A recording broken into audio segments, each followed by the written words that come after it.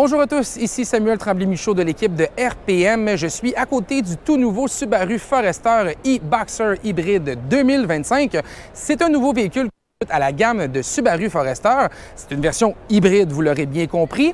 On a à la barre de ça une toute nouvelle mécanique maison de Subaru et je vais vous la présenter à l'instant parce que je vous dirais que c'est surtout ça qui est important avec ce véhicule-là. C'est une mécanique qui est composée d'un moteur 1.5 litres à 4 cylindres, moteur qu'on connaît assez bien chez Subaru, mais qui a connu plusieurs modifications. À vrai dire, on a joué avec qu'est-ce que l'ensemble du moteur pour essayer de le rendre encore plus compétent dans sa formule hybride. On a entre autres ajouté le cycle Atkinson à l'intérieur qui va améliorer la consommation de carburant en diminuant un petit peu la puissance. Pour compenser justement ce manque de puissance-là, ce qu'on a fait, c'est qu'on a installé deux moteurs électriques. Il y en a un qui va faire office de générateur d'énergie et un autre qui va venir pousser le véhicule, donc envoyer de la puissance également aux roues du véhicule. C'est un moteur de 88 kWh quand même, donc qui amène une bonne dose d'énergie. Et quand on fait le calcul total, on a 194 chevaux à bord de cette Subaru Forester e-Boxer. C'est une version aussi qui devrait être plus économique en carburant. On a d'ailleurs conservé plusieurs éléments techniques, dont le même réservoir de carburant de 63 litres, ce qui nous permettrait d'avoir grosso modo 900 km ou 950 km même d'autonomie selon Subaru. C'est des statistiques qu'on a qui sont très préliminaires. Il va falloir attendre d'avoir les chiffres avec Ressources naturelles Canada pour vraiment dire si la consommation va être exacte. Mais Subaru proclame quand même que le véhicule devrait sauver 40 % de consommation de carburant versus les versions régulières du Forester. Donc, à voir et à suivre. Parlons maintenant de l'extérieur du véhicule parce que peut-être que vous le remarquez, mais c'est pas un véhicule qui a beaucoup de distinctions avec les autres variantes. D'ailleurs, c'est une stratégie qu'on a fait également avec la Subaru Crosstrek e-Boxer hybride. Il faut savoir aussi qu'on utilise exactement la même mécanique dans les deux véhicules. Donc, on voit que Subaru a utilisé la même stratégie et comme la Subaru Crosstrek, on offre seulement la version hybride au Canada dans la plus haute mouture, la version Premier. Donc, on a exactement le même véhicule qui vient avec des longerons de toit. On a des miroirs également de couleur noire qui s'ajoute à la carrosserie. Vous avez les roues devant vous qui sont exactement les mêmes qu'on va retrouver également dans la version thermique uniquement. Donc, à ce chapitre-là, je vous dirais qu'on n'a pas essayé d'être très audacieux. Par contre, ce qu'on a fait, c'est qu'on a ajouté des petits écussons sur le côté du véhicule et à l'arrière. C'est écrit hybride présentement devant vous parce qu'on est aux États-Unis, mais au Canada, ça va être écrit e-Boxer.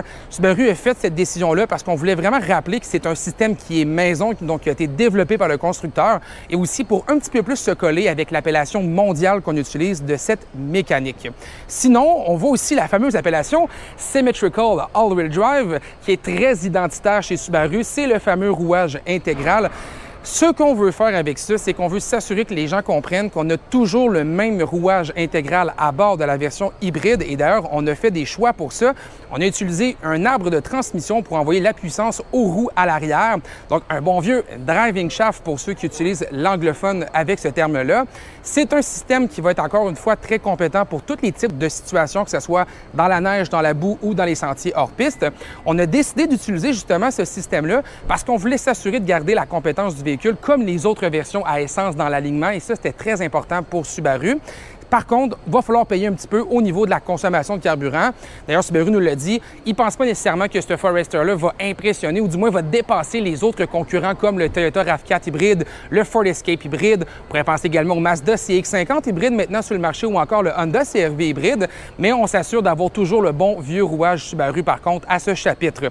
Vous avez l'autre appellation ici également sur l'écusson du coffre qui va être écrit encore une fois e-Boxer pour les versions canadiennes. Et si on ouvre le coffre, une chose qui est intéressante comparativement au Crosstrek, c'est qu'on a gardé exactement la même capacité de chargement dans le Forester. Donc, le système hybride ajoute une batterie au lithium-ion à l'arrière qui se trouve en dessous du plancher ici.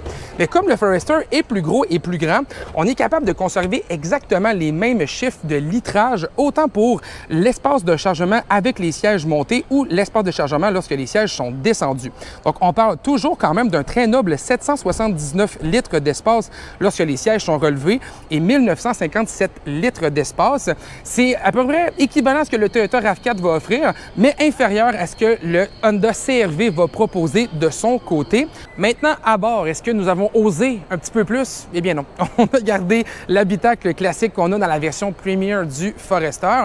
Donc, ça vient avec un système de son de marque Harman Kardon qu'on a à bord. On a également un instrument numérique de 12,3 pouces et un écran d'infodivertissement de 11,6 pouces de placé de manière verticale. C'est un écran qu'on a vu dans d'autres véhicules de la gamme Subaru. Maintenant, au niveau des prix, écoutez, j'ai pas rien à vous annoncer encore. Subaru devrait annoncer prochainement les prix parce que la bonne nouvelle, c'est que le Subaru Forester hybride arrivera au Canada dès le printemps qui s'en vient. Là. Donc, on va l'avoir très prochainement sur le marché.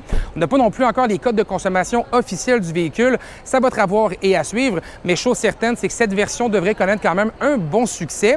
On va s'attendre par contre à un prix assez élevé. On parle d'une version Premier actuellement qui est aux alentours de 47 000 $. Donc, dans une version hybride qui est un petit peu plus puissante et du moins plus technologique, on devrait s'attendre à un prix aux alentours de 50 000 $ facilement. Donc, on va suivre ça de près.